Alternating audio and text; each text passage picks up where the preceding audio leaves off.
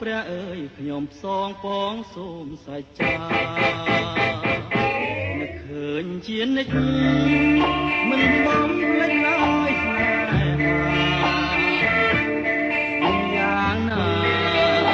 ក៏ខំរាំងស្វារុំថ្ងៃ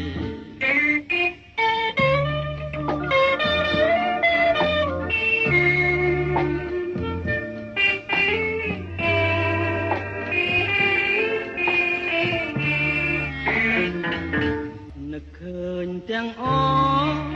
ស្រណោគ្រាដែលតន់ឡអូននឹងបងចងក្រងកំរងថ្មីពេលស្រីគេកាយហើយវិចារប្រាប់ថាអូ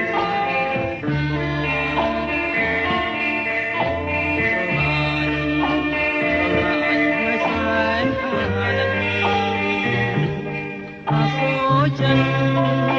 អាសូជឿនលួនឡនឹងថាមិនអើយមកជួយចាំផងព្រះអើយខ្ញុំផ្សងពងសូមសច្ចានឹកឃើញជានិច្ចមិនបំភ្លេចឡើយ